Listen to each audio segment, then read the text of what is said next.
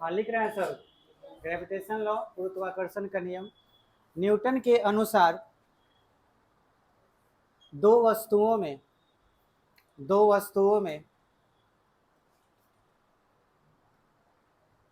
लगने वाला गुरुत्वाकर्षण बल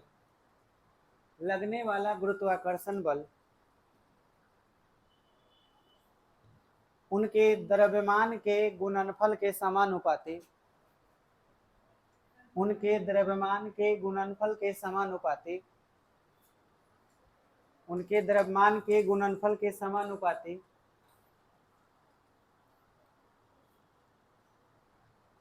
और बीच की दूरी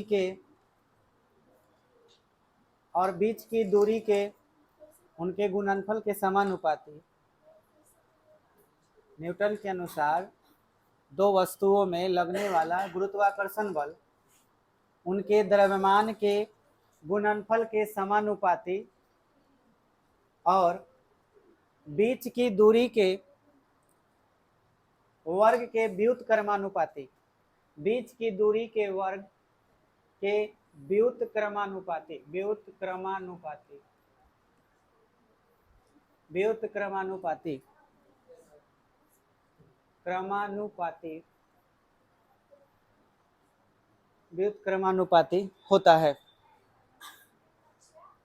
व्युत्क्रमानुपाती होता है। हो गया। फिर से सुन लीजिए। मान लीजिए आपसे हम पूछें कि गुरुत्वाकर्षण का नियम बताओ, ठीक है? तो कितना सिंपल है, एकदम अपनी भाषा में तुम बोल सकते हो। ध्यान से देखना। दो गो वस्तु है, ठीक है? ध्यान से देखो, दो वस्तु है, इसका द्रव्यमान m1 मान लो और इसका द्रव्यमान क्या मान लो, m2। अब इसको गुना करोगे तो क्या आएगा? ये गुणनफल कहलाएगा। किसका गुणनफल? द्रव्यमान का। दो वस्तुओं के द्रव्यमान का गुणनफल, ठीक है? अच्छा, इसके बीच में दूरी होगा r, ठीक है? r का वर्ग मतलब r का स्क्वायर। इसके लिए एक वर्ड बोले हैं व्युत्क्रमानुपाती। देखो, समानुपाती माने सीधा, व्युत्क्रमानुपाती माने उल्टा। हम पूछे कि x बटा y के उल्टा क्या होगा? खाली x के उल्टा 1/, इसके नीचे 1 छिपा हुआ है। अब वही एक्स स्क्वायर का उल्टा पूछेंगे तो 1/x²। आर स्क्वायर के उल्टा पूछेंगे तो 1/r²। और इसी उल्टा को क्या बोलते हैं? व्युत्क्रमानुपाती। तो बोलो, ये बीच का दूरी क्या है? r, और इसका वर्ग का व्युत्क्रमानुपाती मतलब 1/r²। इन दोनों का संबंध जो होता है वो किस चीज से होता है? तो गुरुत्वाकर्षण बल से होता है। गुरुत्वाकर्षण बल का मतलब होता है हमारे तुम्हारे बीच लगने वाला आकर्षण बल, या हमारे और पृथ्वी के बीच लगने वाला आकर्षण बल। दुनिया में कोई भी दो वस्तुओं के बीच हमेशा कौन सा बल लगता है? तो आकर्षण बल लगता है। कैसे लगता होगा? जस्ट इमेजिन, पृथ्वी पर हम लोग उपस्थित हैं, हम पृथ्वी पर हैं और पृथ्वी हमें खींच के रखी है, हमें पता भी नहीं। हम जब कूदते हैं तो फिर से पृथ्वी पर आ जाते हैं, लेकिन ये दिमाग में कभी नहीं लाते कि वो पृथ्वी तक खींच लिया हमको। खींचने का मतलब कुछ अलग। जैसे आपका कोई हाथ खींचेगा तो आपको बुझा जाएगा कि हमको हाथ कोई खींच रहा है, लेकिन पृथ्वी हमको खींच के रखी है, ऐसा फील कभी हुआ है तुम्हें? नहीं होगा। जब किसी चीज की आदत पड़ जाती है तो वो फील नहीं होता। लाइक पहली बार गाड़ी पर चढ़ो तो तुम्हें फील होगा, अगर रोज गाड़ी चलाओगे तो तुम्हें फील नहीं होगा, कोई मजा नहीं आने वाला। मजा तो तब आएगा जब पहली बार गाड़ी पर बैठे होगे, पहली बार जब मम्मी तुमको गोद में उठाई होगी, है ना? तो रो रहा होगा, फिर चुप हो गया होगा, लेके टहलाई होगी, खूब अच्छा लग रहा होगा। बच्चे को गोद में घुमाने पर बच्चा को खूब मजा आता है। क्या आपको पता है ये बात? बिल्कुल आता है, क्योंकि वो जब नया चीज फील करता है ना तो उसे मजा आने लगता है। वैसे ही जब आप किसी चीज के लिए नया कुछ फील कीजिएगा, झूला पर चढ़ना, झूला पर जब चढ़ते हैं तो आपको मजा आता है। अगर मजा आ रहा है तो इसका मतलब कुछ नया कर रहे हो। अब वही पुराना धोरण, आप साइकिल रोज चला के आते हो, साइकिल में मजा आता है क्या? लेकिन पहली बार जब साइकिल सीखे होगे तब तो सवेरे साइकिल उठा के सांझ तक गायब, सुबह साइकिल उठाए और शाम तक चलाते रहे, खूब मजा आता है। मन जब भर गया तो वो मजा खत्म। पृथ्वी पर जिंदगी भर जन्म से लेकर मरण तक हम पृथ्वी पर ही रहते हैं, हमें कुछ फील नहीं होता। लेकिन अगर फील करना हो तो कुछ नया करना होगा। अब नया क्या? चांद पे जाना, जो कि पॉसिबल नहीं है आपके लिए, हो सकता है फ्यूचर में पॉसिबल हो। अगर आप चांद पे चले जाएंगे तो आपको जरूर फील होगा कि यार पृथ्वी तो इससे ज्यादा खींच के रखी थी हमको, यहाँ पे तो चल भी रहे हैं तो सोचना पड़ रहा है। समझ में आया? वहां पे आप चलिएगा भी तो आपको चलने में भी दिक्कत हो जाएगा, क्योंकि वहां पर गुरुत्वाकर्षण कमजोर है, 6 गुना कमजोर है। तो वहां पे चलने का फीलिंग कुछ अलग होगा, यहाँ पर चलने का फीलिंग कुछ अलग है। यहाँ पर आप फील नहीं करोगे, लेकिन वहां से आने के बाद जब यहाँ आओगे तो फील होगा, 100% फील होगा। बात समझ में आया? तो गुरुत्वाकर्षण जो होता है वो दुनिया में हर चीज एक दूसरे को खींचता है, और वो किस वजह से होता है? तो वो द्रव्यमान के वजह से होता है। याद रखना, आकर्षण का गुण कहाँ से आया? द्रव्यमान से। द्रव्यमान किसी भी चीज को अपनी ओर हमेशा खींचने का प्रयास करता है। एक अच्छा चीज और बता दे रहे हैं, देखो दुनिया में अलग अलग तरह से चीजों को अलग अलग समझाने का प्रयास किया गया। आपको 12वीं क्लास में भी हम आपको बहुत अच्छे से इन सब चीजों को धीरे धीरे हम समझाएंगे। लेकिन अगर अभी द्रव्यमान की बात की जाए, अगर हमारा ये पृथ्वी है तो पृथ्वी में बहुत ज्यादा द्रव्यमान है, लगभग 6 गुना 10 के पावर 24 kg, ये हमारे पृथ्वी का लगभग द्रव्यमान है, ये पूरा वजन। अब तुम लोग सोच रहा होगा कि इतना बार का तराजू कहाँ से ले आए आप कि पृथ्वी को जोख लिए। चलो भाई, इसका बात अभी हम नहीं करेंगे, ऐसा कोई तराजू से नहीं जोखा गया है। ये पृथ्वी का द्रव्यमान है, इसमें खींचने की शक्ति है। इसके आसपास में एक एरिया बनता है, आसपास में एक ऐसा एरिया बनता है जिसका नाम रखा गया है गुरुत्वीय क्षेत्र। इस क्षेत्र में जो भी आता है वो पृथ्वी पर गिर जाता है, ऐसा बोल सकते हैं, पृथ्वी की तरफ आकर्षित होता है।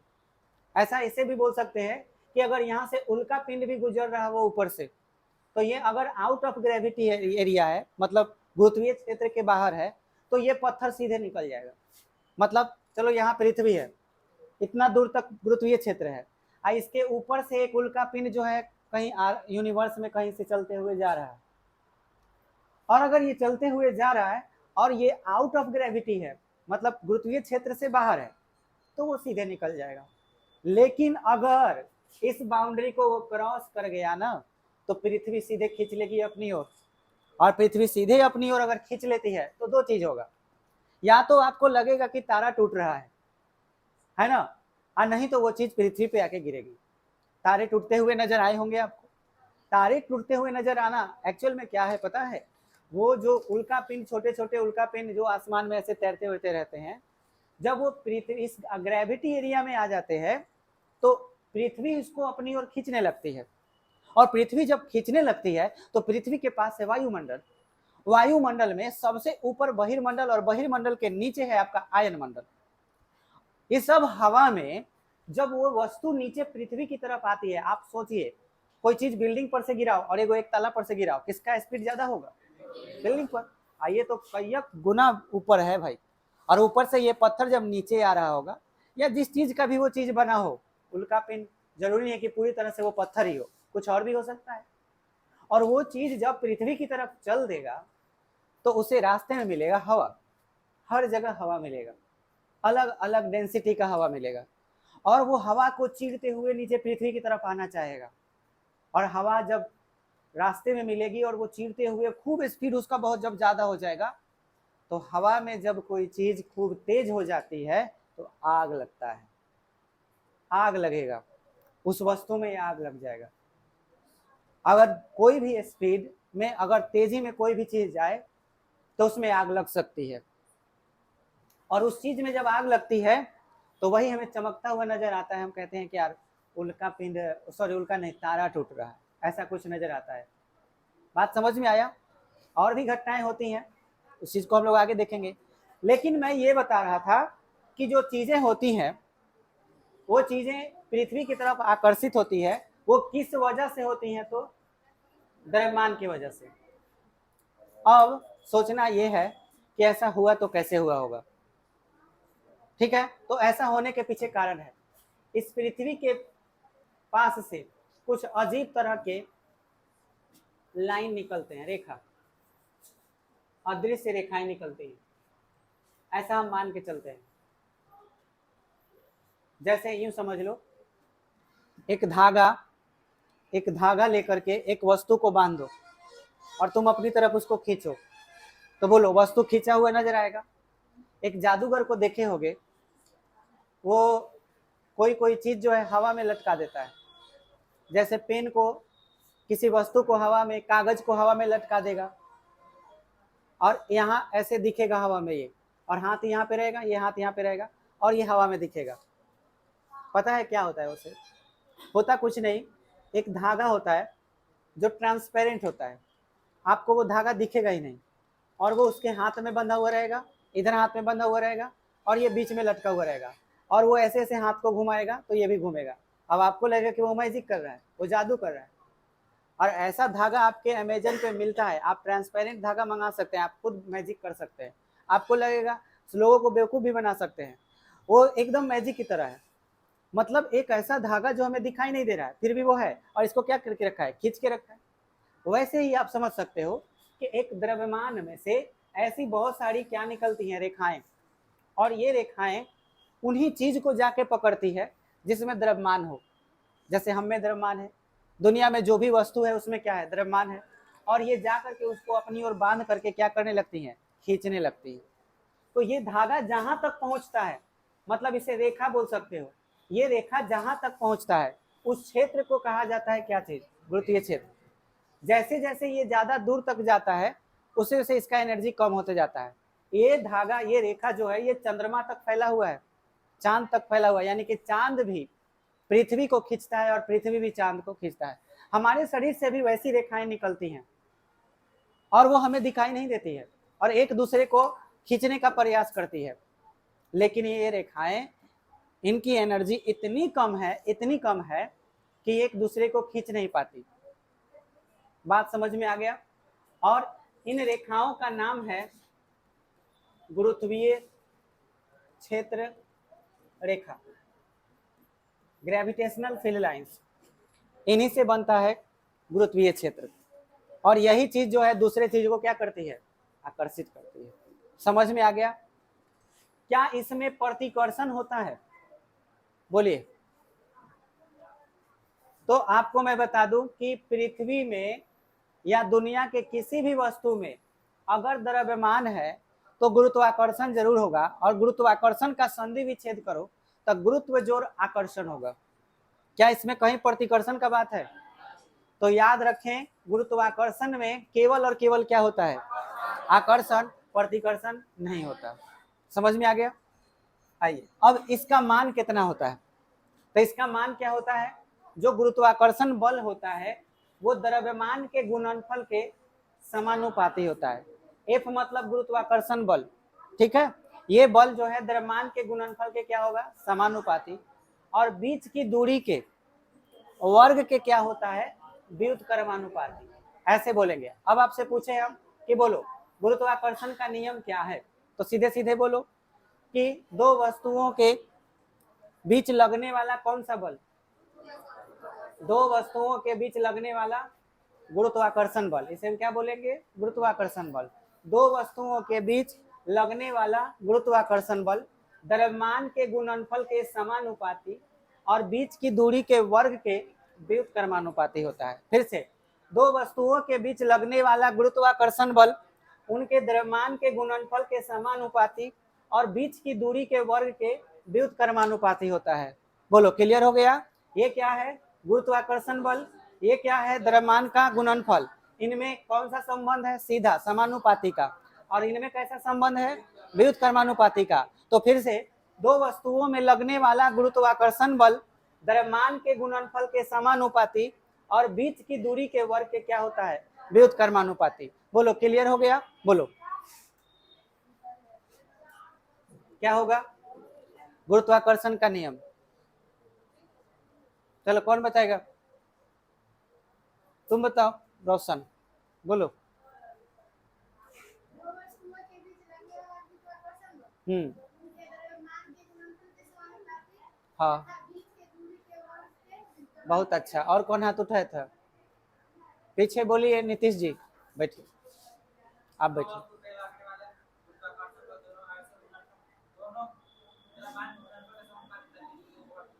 आवेश कहाँ से ला दी हो बीच में? हाँ, दूसरी जगह चले गए। और कौन हाथ उठाया था इधर? तुम बताओ, बोलो।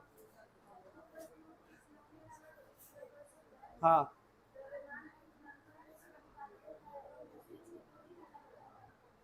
चलो बहुत अच्छा। एक सवाल और कौन हाथ उठाया था? खड़ा होके, लेकिन ये नहीं बोलना है। अच्छा है, बोलो एक बार, एक हम सवाल पूछेंगे, बताना है, बोलो। हम्म।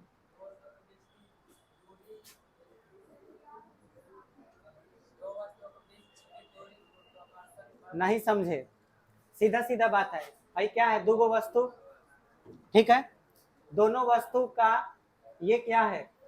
द्रव्यमान। और ये बीच का दूरी क्या है? आर। अब देखो ये क्या है? गुरुत्वाकर्षण बल। गुरुत्वाकर्षण बल क्या होता है? द्रव्यमान के गुणनफल, मतलब m1 गुने m2, गुणनफल के क्या होता है? आप बीच के दूरी के वर्ग के क्या होता है? व्युत्क्रमानुपाती। ये क्या है? गुरुत्वाकर्षण बल। तो सीधे सीधे बोले, गुरुत्वाकर्षण बल द्रव्यमान के गुणनफल के समानुपाती और बीच के दूरी के वर्ग के क्या होता है? व्युत्क्रमानुपाती। बस यही नियम है, बोलो। भुलाना कुछ नहीं है, दिमाग से सोचना है। ये दोनों क्या है? द्रव्यमान का गुणनफल। ये क्या है? गुरुत्वाकर्षण बल। इसमें भुलाने वाला बात नहीं है, समझने वाला बात। द्रव्यमान के गुणनफल के समानुपाती अब बीच के दूरी के वर्ग के क्या होता है? व्युत्क्रमानुपाती। कौन? गुरुत्वाकर्षण बल। गुरुत्वाकर्षण बल क्या होता है? द्रव्यमान के गुणनफल के समानुपाती और बीच की दूरी के वर्ग के व्युत्क्रमानुपाती। बोलो। हाँ, बीच की दूरी के वर्ग के व्युत्क्रमानुपाती। वर्ग के व्युत्क्रमानुपाती होता है। कौन होता है? तो गुरुत्वाकर्षण बल। बोलो, क्लियर हुआ? बैठो, तुम तो बता ही नहीं सकता। चलो एक सवाल है, सोच के बता। तुम बताओ, खड़ा होकर। अगर हम तुमसे ये कहें कि यहाँ 1 kg का वस्तु है, ठीक है, या फिर मान के चलो m1 द्रव्यमान का वस्तु है और ये m2 द्रव्यमान का वस्तु है, इनमें आकर्षण बल तो लग ही रहा होगा, एक दूसरे को खींच रहे होंगे। हम मान लेते हैं कि इनके बीच कितना न्यूटन का बल लग रहा है, मतलब ये एक दूसरे को खींच रहे हैं, मतलब ये भी 5 न्यूटन से इसको खींच रहा है और ये वाला भी इसको कितना से खींच रहा है, मतलब दोनों के दोनों कितना बल लगा रहे हैं? 5 न्यूटन एक दूसरे पर। ठीक है, हमने क्या किया कि एक टंकी में पानी भरा हुआ है, पूरा पानी भरा हुआ है, ठीक है, और इसको लेके यहाँ चले आए m1 को और यहाँ पर m2 को। तो तुम्हें बताना है कि बल 5 न्यूटन से ज्यादा लगेगा, कम लगेगा, कि 5 न्यूटन ही लगेगा। पानी में लेके चलेंगे, उतना ही दूरी पे रखेंगे, पानी में लेके चले आओ तो आए, ज्यादा लगेगा। क्यों लगेगा बता सकते हो? पहले ये हवा में था, अब ये सघन में आ गया तो ये और जोर से खींचने लगेगा। क्यों खींचने लगेगा बताओ? क्योंकि ये सघन माध्यम है इसलिए। बैठो, कोई और बताएगा क्यों खींचने लगेगा, ज्यादा क्यों लगेगा? या फिर किसी का आंसर कुछ अलग है इससे? बताओ, किसी का आंसर इससे कुछ अलग, जैसे कि कम लगना चाहिए, है? जैसे दिमाग में ये आ रहा हो कि यार हवा में तो फाका फाका रहता है, खूब जोर से खींच लेंगे, पानी में जाएंगे तो कहीं और दिक्कत होगा, तो खींचने में दिक्कत होगा। तो ये भी तो हो सकता है कि कम बल लगे, है? ऐसा हो सकता है। चलो मैं बताता हूँ, ध्यान सुनो।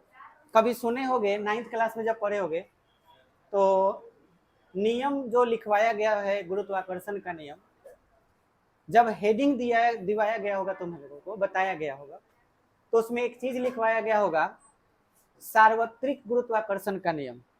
सार्वत्रिक शब्द कभी सुने हो इस नियम के पढ़ने के दौरान? आए, सार्वत्रिक शब्द का उसमें बड़ा महत्व है। सार्वत्रिक का मतलब होता है सर्वत्र, सभी जगह, पूरा ब्रह्मांड। ब्रह्मांड का मतलब तुम अपने घर में कहीं जाके लुका जाओ, कोनो कोना में लुका जाओ, जमीन को कोड़ दो, वहां पे चले जाओ, पानी में चले जाओ, कुआं में चले जाओ, कोनो ग्रह पर चले जाओ, कोई फर्क नहीं पड़ता है, गुरुत्वाकर्षण छोड़ेगा नहीं तुमको। तुम किसी भी जगह रहो उतना ही बल लगेगा, बल में कोई चेंजिंग नहीं होता है। तुम पानी के अंदर भी चले जाओ तो इन दोनों वस्तुओं में उतना ही बल लगेगा जितना हवा में लग रहा था। यही तो खास बात है। आगे इलेक्ट्रिसिटी पढ़ाएंगे तो उसमें ये चीज अलग हो जाएगा, लेकिन गुरुत्वाकर्षण की खासियत ये होती है कि तुम दुनिया के किसी भी कोने में चले जाओ, अगर इतना ही दूरी पर रख रहे हो दो वस्तु, तो इनके बीच अगर 5 न्यूटन लग रहा है तो 5 न्यूटन ही लगेगा। इसीलिए कहा जाता है, न्यूटन का गुरुत्वाकर्षण नियम पहले से बोल दिया जाता है सार्वत्रिक गुरुत्वाकर्षण का नियम, मतलब कि ये दुनिया के हर कोने में एक ही वैल्यू देगा, इससे अलग वैल्यू नहीं हो सकता। बोलो, क्लियर हो गया बात? ये एक ऑब्जेक्टिव सवाल था जो एग्जाम में पूछता है। अब ध्यान से सुनिए, मैंने जो नियम लिखवाया उस नियम में आपने बोला कि दो वो वस्तु है, एक का द्रव्यमान क्या है m1 r दूरी पर, दूसरा वस्तु क्या है m2। ये वाला इधर खींच रहा है और ये वाला इसको इधर खींच रहा है, दोनों बल कितना है F। बोलो समझ में, दोनों का वैल्यू बराबर होगा, टोटल बीच का डिस्टेंस क्या है r है। अब आपका नियम क्या है कि F जो है गुरुत्वाकर्षण बल जो है वो द्रव्यमान के गुणनफल के क्या है समानुपात, इसको 1 मान लो। अच्छा, यही एक बीच के दूरी के क्या है व्युत्क्रमानुपात। अब आप इस 1 और 2 को मिला दीजिए 1 और 2 से, तो F समानुपाती, और इसे सीधा लिखना हो तो कैसे, m1 m2 ऊपर लिखाएगा आप बटा में r², उल्टा वाला नीचे सीधा वाला ऊपर। इसके बाद एक साइंटिस्ट थे जिनका नाम था कैवेंडिश, कैवेंडिश नामक साइंटिस्ट। कैवेंडिश ने बताया कि यहाँ पर अगर आप बराबर का चिन्ह देते हैं तो यहाँ पर एक कांस्टेंट आएगा। ऐसे बताए तो न्यूटन थे, लेकिन उसका मान नहीं बताए थे न्यूटन। न्यूटन ने इतना बता दिया था कि यहाँ एगो कांस्टेंट होगा, और चूंकि इसका इंग्लिश है ग्रेविटेशन, इसलिए उन्होंने कांस्टेंट में कौन सा जी लिखा था, बड़ा सा जी लिखा था। लोग यहाँ पे लिखते क्या है एक्चुअल में के लिखते हैं, लेकिन यहाँ पे क्या लिखा गया जी। जी क्या है, एक कांस्टेंट है। और यहाँ लिखने के बाद m1 ऊपर था, m2 ऊपर था और नीचे क्या था, तो कैवेंडिश ने इसके वैल्यू को बताया, एक्सपेरिमेंट किया और पता किया कि यहाँ जी का मान क्या होगा। तो आपको पता होना चाहिए कि जी का जो मान होता है वो 6.67 गुने 10⁻⁻11 इतना होता है इस जगह पर। समझ में आया? अब इसका मात्रक लिखना है तो यहाँ से देखो मात्रक, इन दोनों को सोच समझो कि उधर चला गया, मान के चलो अगर ये उधर चले जाएंगे तो पहले क्या है F, F के लिए मात्रक क्या होगा न्यूटन। अगर R जाएगा तो क्रॉस गुना होगा r², r एक प्रकार की दूरी है, दूरी का ऐसा ही मात्रक मीटर²। अगर ये जाएगा तो ये तो नीचे जाएगा, कएगो केजी होगा, 2 गो केजी गुना होगा तो kg², लेकिन ये नीचे जाएगा इसलिए प्रति लग जाएगा, प्रति, या उसके बाद क्या हो जाएगा जी का मान कितना होता है 6.67 गुने 10⁻⁻11 न्यूटन मीटर स्क्वायर पर kg²। समझ में आ गया? अब सुनिए ध्यान से, हम लोग कितना किलो के हो सकते हैं, 50 किलो, 60 किलो, 70 किलो, ऐसा ही ना, हाँ जितना भी किलो के हो। हम ये जानना चाहते हैं कि क्या हम लोगों के बीच गुरुत्वाकर्षण बल जो लगता है वो कितना लगता होगा। पहले एक ही किलो पर देखते हैं। मान के चलो हमारा हाथ जो है इतना दूर 1 किलो के है, ठीक है। अब हम इस हाथ से किसी को खींचना चाहते हैं गुरुत्वाकर्षण बल से, खींच पाएंगे कि नहीं? सोचो, यहाँ देखो, अगर मान के चलो कि ये वाला 1 किलो का वस्तु है, मेरा हाथ मान के चलो, एक और हाथ है वो कितना किलो का है, 1 किलो का है मान लो। चलो 1 केजी ये भी हो गया, 1 केजी। चेक करते हैं कि क्या रियल में ऐसा होता है क्या। ऐसा तो फील अभी हमको नहीं हो रहा है, हमको भी नहीं हो रहा है रियल में। अब न्यूटन झूठ बोला है कि सच, हमको क्या पता, लेकिन देखते हैं। अच्छा ये बताओ, बीच का दूरी 1 मीटर रखते हैं, आर का मान कितना लेते हैं 1। चलो अगर इसको रख देते हैं इसमें, यहाँ 1, यहाँ 1, यहाँ 1, तो बोलो एफ किसके बराबर आएगा, जी के बराबर। तो बोलो एफ बराबर जी आएगा, और जी का मान कितना 6.67 गुने 10 के पावर -11। और एफ का मात्रक क्या होता है? न्यूटन होता है। अब इसको थोड़ा फील करते हैं कि यार इसका मतलब क्या होगा।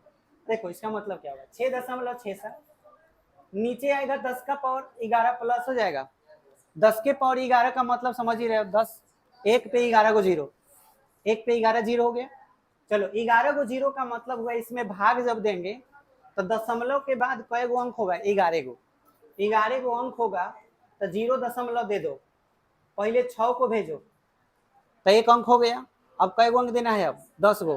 तो 10 को 0 लिखो पहले, 2 2 4 2 6 2 8 2 10। अब क्या उतार लो? 6 6 7, तो 0 दशमलव इतना आया। अब मुझे तुम लोग ये बताओ, 1 न्यूटन 0.00000 667 न्यूटन, इसमें बड़ा कौन है? 1 न्यूटन कितना बड़ा है? कह तो ऐसे रहे हो कि ज्यादा बड़ा नहीं होगा। अरे 1 न्यूटन इसके तुलना में बहुत बड़ा है, बहुत बड़ा 1 न्यूटन। अब 1 न्यूटन को महसूस करते हैं कि 1 न्यूटन क्या हो सकता है। 1 न्यूटन किसको कहना चाहिए? तो मैंने बोला था आप 1 किलो का कोई वस्तु ले लीजिए। जैसे मान लीजिए ये बुक का कितना किलो का है? 1 किलो का। पृथ्वी हमें 10 न्यूटन से खींचती है। 1 किलो के बल, 1 किलो के वस्तु पर पृथ्वी कितना बल लगाती है? चलो अगर ऐसे मैं रखा हूं, ऐसे इस तरह से, तो इसको कौन खींच रहा है? अगर ये 1 किलो का है तो कितना बल लगा रहा होगा? 10 न्यूटन। बोलो 1 न्यूटन अगर बल लगाना हो तो हमें वस्तु कितना लेना चाहिए? आए 100 ग्राम। चलो 100 ग्राम का ले लेते हैं। मान के चलिए कि कितना ग्राम का है? 100 ग्राम। अब ये 100 ग्राम का वस्तु है, हमको जितना देर कहोगे ऐसे इसको हम खड़ा रख सकते हैं। और कितना बल लग रहा है? 1 न्यूटन का। अब बताओ ये वाला वैल्यू कितना है? 1 न्यूटन से भी कम है। सोचो 1 न्यूटन है, एगो मच्छर मान ले कि चलो मुआ दिए, मच्छर मुआ के यहाँ ऐसे हाथ में रखे हुए हैं। अब वो उस पे इतना के करीब में लगभग बल लग सकता है। यानी यूं फील करो कि एक मच्छर हमारे शरीर पे जब बैठता है तो उस मच्छर पर गुरुत्वाकर्षण बल जितना लगता होगा पृथ्वी का, लगभग उतना ही न्यूटन के ये बराबर होता है। बात समझ गए? अब यूं समझो कि हमारे और तुम्हारे बीच में अगर गुरुत्वाकर्षण बल लगता भी होगा तो इतना कम लगता है कि क्या हम लोग को फील होता है? नहीं होता है। ये तभी फील हो सकता है जब इसका मान क्या हो? बहुत ही ज्यादा हो, बहुत ही ज्यादा, जैसे पृथ्वी का द्रव्यमान है उस टाइप का। और इसके लिए द्रव्यमान ज्यादा होने के लिए वस्तु का बड़ा होना जरूरी है। उम्मीद है कि आपको ग्रेविटेशन एकदम फील हो गया होगा कि ग्रेविटेशन होता क्या है, ये कैसे काम करते हैं, जी का मान कितना होता है। ये ग्रेविटेशनल का फोर्स का फॉर्मूला हो गया गुरुत्वाकर्षण बल का। चलिए इसको नीचे नोट कर लीजिएगा। नियम आप लोग लिख लिए हैं ना?